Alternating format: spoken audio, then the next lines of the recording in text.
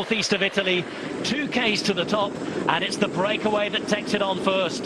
The fight for the entrance, the fight for the bottom, that big left-hander that Bernie Eisel was talking about is happening right here. And it's yesterday's stage winner, Narvaez, who wants to put Ben Swift in the perfect position, and he's won the battle, Brian. Swift takes it on, Bora are there, 33 seconds of a difference, and Ben Swift is being put in a brilliant position here by Narvaez, yesterday's stage winner. You can also see Conte brought up Ulisse. Ulisse has to go full gas. He can't wait towards the top. He has to make the difference. He's in the centre of the picture now. Theo Gegenhardt's coming up. But you know, if UAE want to split this peloton, they have to do it sooner rather than later. And there is the Maglia Rosa being put in the right position as well. Let's not forget about Ballerini. Right now, he's trying to look after Joao Almeida, but if he's there in the end, he could well be the fastest finisher in the group. Swift on the right. In the meantime, for NTT, we saw how well they rode yesterday. That's Sobrero looking behind for Domenico Pozzovivo. Nibali on your screen, Hindley on the left-hand side, and also in the orange you could see Bilbao. But without the big fight in the bunch, at the minute, 29 seconds. This is Conti to take over for UAE, and his man on the right-hand side, you can see, is Ulisse. Ballerini, who we just mentioned, with that little bandage on his left cheek. Swift, in the meantime, starts to slip and slide, but he's still well ahead of Sagan, who's disappeared from the first 20 positions. I don't think there's any panic for Sagan. He's just riding a kind of steady tempo on this climb and trying to stay in the main heart of this group. But Ulisse starts to pick it up now, and this is what we're expecting. It's how many riders can he take with him, and looks like Honoré, the first and third from stage 2, just starting to distance some riders. Demar is already sliding towards the back of the group as well. Tonelli on his own leaves behind Bouchard on the steep gradients of the Muro di Calaone, and we're getting splits in the bunch. We're getting splits in the bunch, and the Maglia Rosa a wheel or two ahead of those chasing behind. It's Ulisse being followed. There is Gegenhardt as well. This is turning into a GC battle now, Brian. Yeah, this looks good now. Nibali is there, as you said, split starting to happen. Fuglsang a little bit further behind, but most of the GC contenders look to be here. I'm not too sure they'll want to continue over the top of this climb with the time trial tomorrow, but there seem to be numbers from Deconi Quickstep. It's Ulisse and Honoré, as we were on the first road stage of the Giro d'Italia. But where's Peter Sagan? Mike is up the front, he's looking behind and can't see him. Theo Gegenhardt on the left in the navy. You can see Honoré through the centre in the blue and white. This now is the Movistar rider coming up to the front. Sagan just up behind. In front of the kind of second group. I don't think he has to panic, because I'm not too sure that this group will want to press on over the top. Once we get over the top onto the descents, if Sagan is within 10-15 seconds, he'll come back. Well, this is a really, really good ride. And you can just see, as we look down to find Sagan. Just watch down, there he comes now. So it's only a matter of about 50 metres to the back of this group. So it does look as if at this stage he will come back. Swift is on his wheel as well. But just looking a bit further down there, I don't think Demar is that far away here. We said. And there he is. Viviani's made it back there. Viviani's to the right, Consoni's there. It looks as if, because the GC contenders won't push on over the top. So there's an opportunity now for both Sagan and Demar to come back. Torres at the front of the Giro d'Italia again. In the break yesterday, he's just caught the breakaway here, and he's pushing on because he has a teammate in this group as well. Honoré is behind. Third wheel, you can see Gegenhardt, followed by Nibali, then the Maglia Rosa Almeida, and we're approaching the top of the climb. 1K to the top. And Albert Torres on debut at the Giro d'Italia, on debut in a Grand Tour, he's riding really well. Teammate in the group has to be Pedrero. He's his GC man. He's just towards the back here, putting in another dig. The mine at the back being dropped is Antonio Nibali. His brother lies fourth here. Torres has some legs, doesn't he? Breakaway yesterday. Dopo il GPM c'è una svolta secca a destra, attacco Now Gegenhardt going and being followed by his big mate Giro. How will they react? And Theo Gegenhardt goes on the attack over the top here. Remember, he's looking to get involved in the GC. Theo Gegenhardt at 12th place at 2:45 and a chance to try and upset the apple cart, Brian.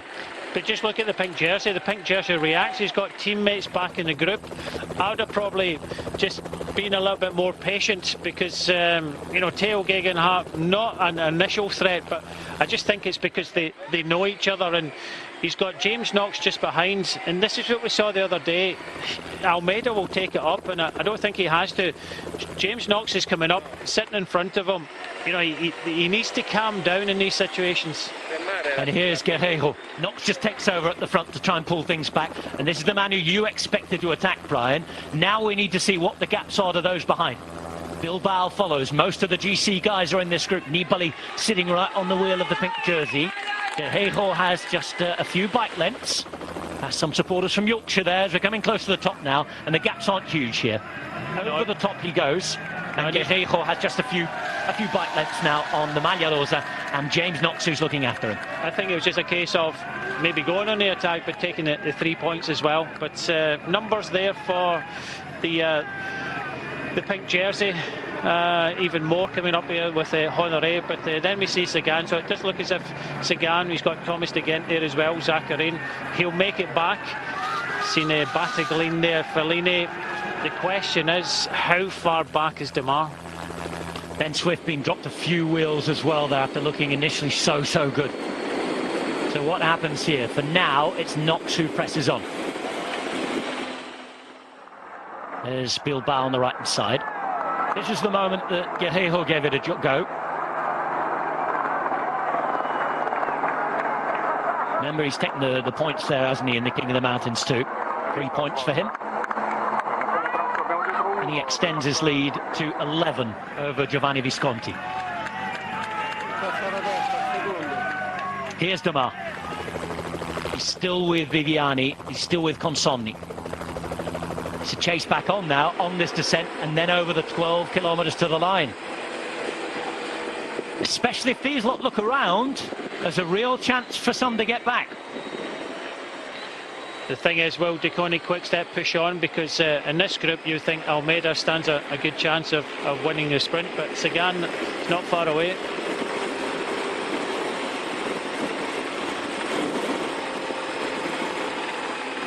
Knox, Gegenhardt, Almeida, and remember, as well as a prestigious stage win, now we have a host of GC riders in a group that has the opportunity to take bonus seconds.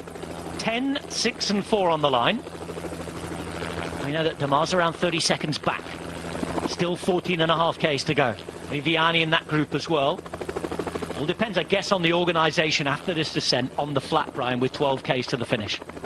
You'd expect that they wouldn't all commit the GC contenders together, but you can just see two Deconic Quickstep riders in that group there. This is the Sagan group, I think, trying to come back, but it needs the two Deconic Quickstep riders to come back. Not too sure if Sagan's going to get any company. He's looking around. You have to do a lot of this, or I would say most of this on his own. He's not going to, as we said before, this is not nailed on for Pedro Sagan. He'll need teammates. He doesn't have anybody here. And if the two riders from Deconic Quickstep think they're just about to come on the back now, if they come to the front and help James Knox and they drive this into the finish, then you'd expect it. Almeida could be favourite for taking the stage win. And in Deconic Quickstep, they'll be realising that. 15 seconds to Sagan. That's the first time gap we've had, official one anyway. Another kilometre or so of this descent, and then it's the flat on the way back to Montserrat. Town that we've been through already before we started climbing in these Elganei hills. We're in the northeast of Italy. The last week or so we've made our way up that east coast, up past the Adriatic, away from the sea and now into the hills. João Almeida, 10 days in the Maglia Rosa. Portugal is beginning a dream.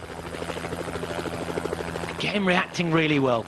And once more, they seem to have more teammates than anybody else. The Deconic Quickstep, what a job. So many weird things have happened in 2020. But normally the stage hunters, they're now a GC team. They're a well-oiled machine, the team from Flanders. Sagan is chasing on at 15 seconds here. I tell you what, he's getting help from Thomas de Gent now. So Thomas de Gent is sitting front. He's got some more teammates trying to come back as well. So Honoré is just off the back of this group. But yeah, I still think that Sagan will come back to this group, and if he comes back, he stands a very good chance of winning. But this is the group of, must be of Demar now, the cyclomenial jersey. It's the Demar group, yep. It's a fairly sizable group as well, but I guess the politics of every group is what will make sure whether it takes time back or not. Will it? And in saying that, I mean, will it get organised? Do they have enough men around to work together? Do they have enough teams to collaborate? It's a case of having friends, and there's no better friends than your teammates. This looks as if Demar has got a couple of teammates with him, but the fact that James Knox is pushing on, he maybe doesn't want it. I don't think they want Sagan to come back, but I think with de Gent there, if Sagan's riding, he will come back. And in fact, I think there's a big opportunity for Demar to come back. All depends as well. We will see. And 55 seconds for Demar. 55 seconds to the Maglia Rosa. This is the Maglia Rosa group. 15 ahead of Sagan.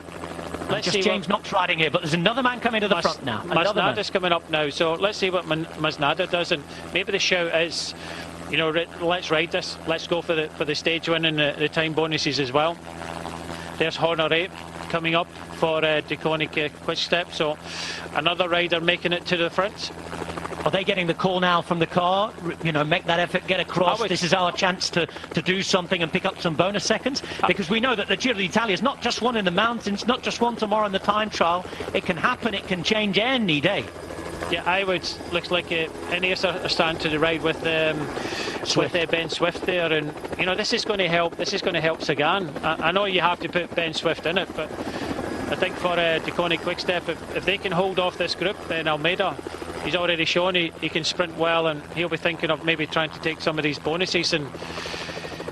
But you know, Demar will be getting closer as well from the group behind.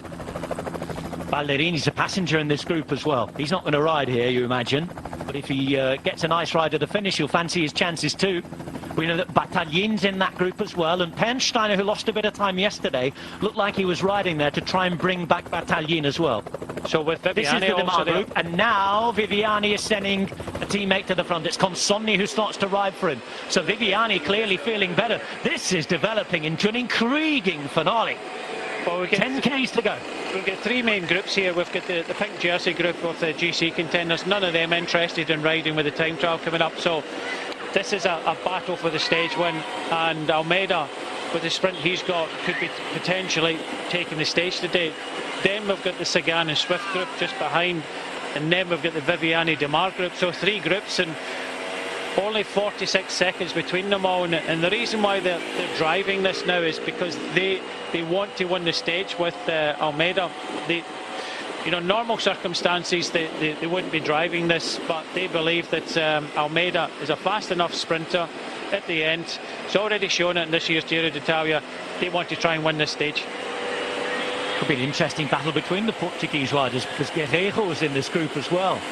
Good friends off the bike, those two. Almeida, Guerreiro, today both looking for a win.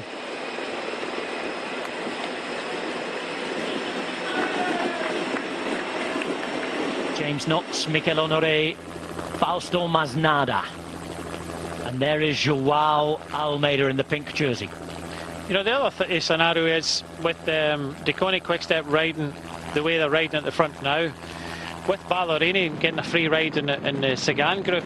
He's another major contender. So yeah, I think it's tactically just ride as hard as you can. Ballerini getting an easy ride in this group. If he comes back, then Ballerini is a good shout for today's stage. You can see that Sagan is on the radio now. He's trying to encourage to get back. We did say this is going to be a brutal finish, very exciting finish, and it wasn't nailed on for Sagan, and it's still in the balance. And they're losing time at the moment. They are losing time against Masnada and Knox. It's now 25 seconds to Peter Sagan.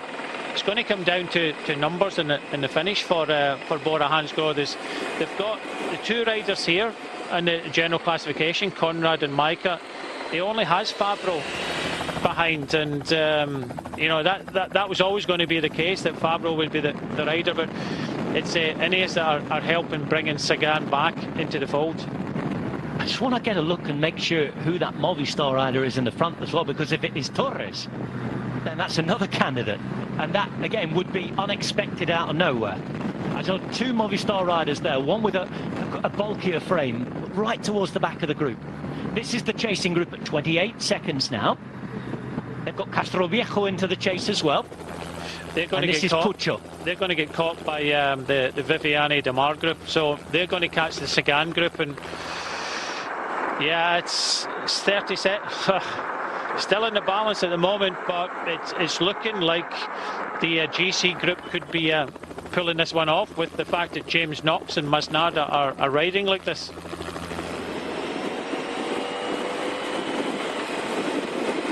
Knox, Masnada, and obviously the man third there, Gegenhardt, will be happy to gain time in the GC, but he's not going to ride here because his teammates are looking for a stage win behind with Swift. Now if Sagan gets across, he'll have a little bit more help as well, because of course Conrad and Micah are in there. And this is that front group.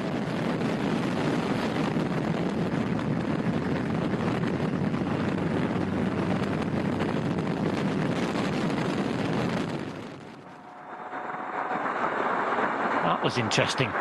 Trek Segafredo riding behind. Oh, problems. And that's Fabio Fellini. Ah, dear. Crashing on the descent. Oh, we were just talking earlier on about how much better he'd been feeling about things. 32 seconds. Brian, they're not just putting time into the Sagan group. The Demar group is going backwards as well now. 57 seconds. What a ride from these 2 climbers.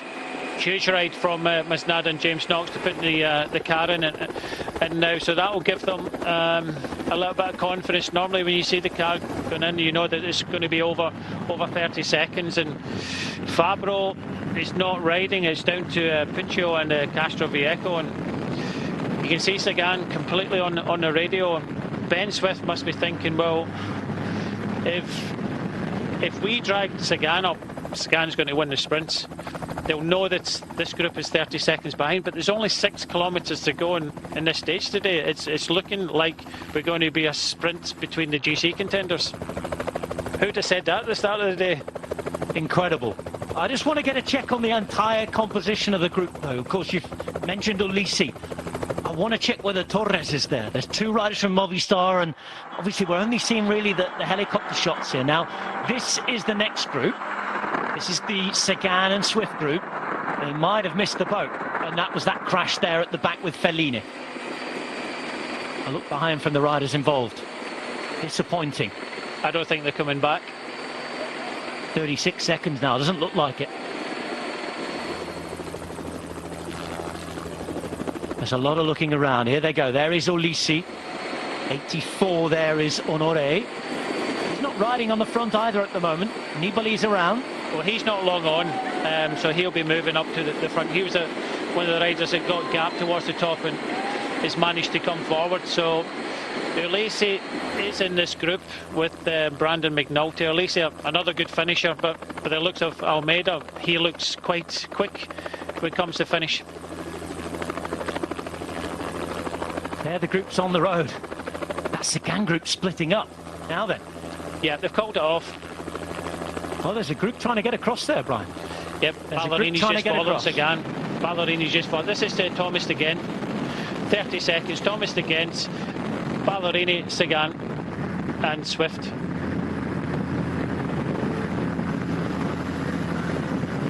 Can Thomas de Gent save the day for Peter Sagan? This is the group at the front again. Dale Gegenhardt for Ineos Grenadiers. Nibali's made it, all the GC guys have. You know that Pedrero is in there. There's a rider from Cofidis towards the back as well. Jai Hindley. And chasing on Swift, Sagan, de Gent. 26 seconds. Oh, it's a last-ditch attempt to get across. Honoré's in that front group, but not riding. He's now moved up just in front of the Maglia Rosa. Maybe they were just saving in, keeping that powder dry. Yeah, the two Movistar riders are Pedrero and Samitier in this group. Good job to check that again, because if it had been the faster of the finishers, that really did change things. It would have been an awesome ride there. Samitier is another man who's making his Giro d'Italia debut. There's Guerreiro at the back. Don't forget about him either. We know he's a fast finisher. He's already won a stage.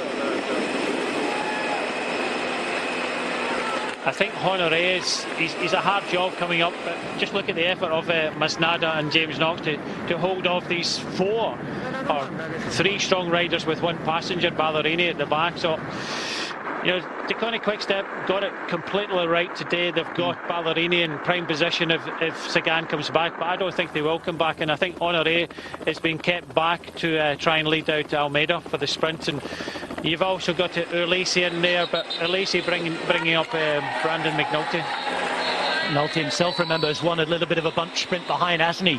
Behind on the day. I think that it was Peter Sagan that won with that entertaining exhibition the other day. Inside the final 3 kilometres now on the way to Mont-Saint-Liché. It has been a GC battle, not the sprinters. What a day yet again. This Giro d'Italia just does not disappoint. James Knox riding on the flat alongside Fausto Masnada.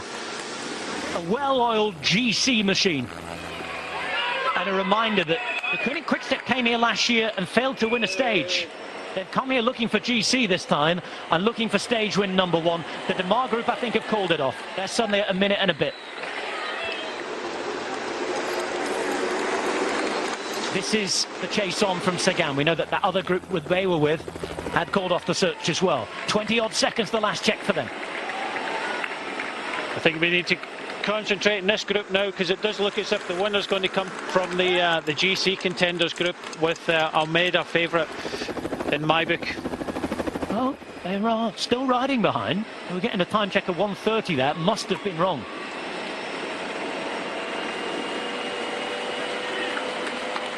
Knox, after saying he had the hardest, coldest day on the bike yesterday, pouring hot tea over himself and shivering in the shower afterwards.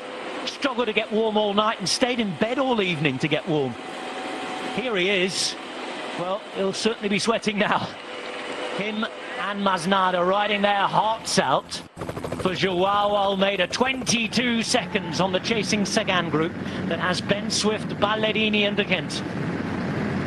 Really strong riders, but maybe they've left it late here.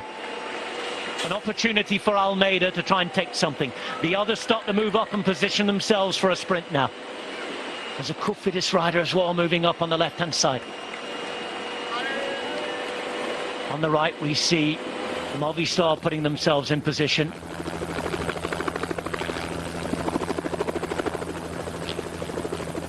Ulysses there too, inside the final kilometre now. Pedrero, we know, is at the back. And this is how they come into the front. And it's launched. Pink jersey is up there at the front. On the left-hand side, McNulty trying to help out Ulysse as well. Behind they follow, behind they do their best. There's the look around. It's a strange old sprint between the GC guys, but keep your eye on the pink jersey. Theo Gegenhardt is there as well. Big left corner back to the finish, and they've got to make up positions. It's been another long day. First part of it was very easy. It was relaxed, but then they chased the break. Then they had the rises. There are bonus seconds here as well as the stage win, remember. Look out and keep your eye on that pink jersey. Joao Almeida wants to extend his lead, but look at the Movistar rider coming from the back. Looks like he might be having to make up a long way. It's Almeida at the front. Almeida, oh, 3 to the line on the left-hand side. There was a rider from Bora Hansgrohe, and that probably would have been Conrad. Yeah, Conrad, that was a blanket finish. We'll have to wait in the photo finish, but unfortunately Sagan never takes this stage, but Bora may in fact take their second stage of this race. We'll just have to wait and see. It was a close finish there between Conrad, Ulysse and the pink jersey of Almeida. Bit of confidence for Elia Viviani in the meantime, who's going to sprint out from this group for a bit of honour. And the placings, 39 seconds down for them. It was a good effort from Demar and from Viviani to get back on. Sagan and company missing out, and it is Ulissi. Diego Ulissi called the winner. 3 to the line, and Diego Ulissi called the winner. Stage number 8 for him at the Giro d'Italia down the years. His second of the race, and UAE Emirates have done it yet again. Well, that was a tough watch, wasn't it, there in the end? Yeah, in those final few, because it looked as though the Bora Hansgrohe rider from that front on had just snuck in, but they're being called here as a winner for Ulissi. We know that there are bonus seconds for Almeida because he was at the line as well. It is Conrad who's chasing on. Number 56 on the right. It's Ulissi through the centre. And this is where they go to the line.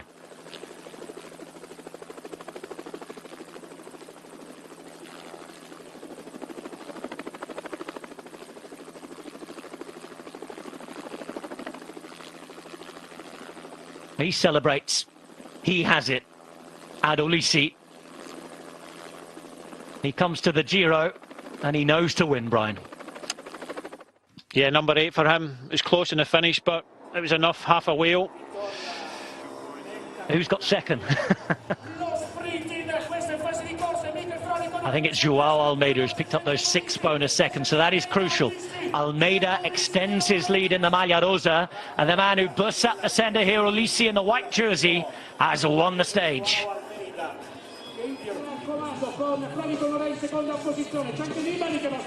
Oh, bizarre sprint.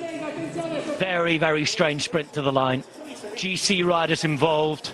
A stage that could well have been on paper for the sprinters came down for those guys going for the Maglia Rosa. And Diego Ulissi who infiltrated them. He came through the centre and won the stage. Almeida as well as Conrad. That was Semitier behind. And on the right, Theo Gegenhardt, I think, picking up 4th place. Bilbao on the left as we looked at it, having a go. And the rider from Cofidis was Nicolaidi.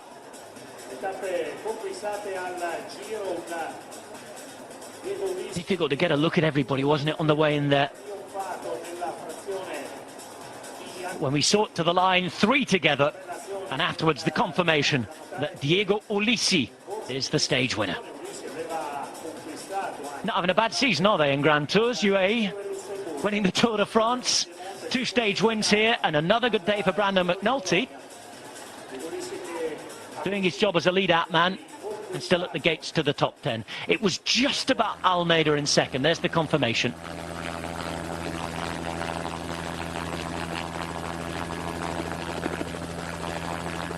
We're in the Veneto. It's time trial day tomorrow. The mountains on Sunday. But the GC guys gate crashed the final sprinters party of the second week. Ulissi just about made it across. Not a pure sprinter, but the fastest of the bunch. He wins the stage. And crucially, Joao Almeida at 6 seconds to his GC lead. And Patrick Conrad is also well in the fight.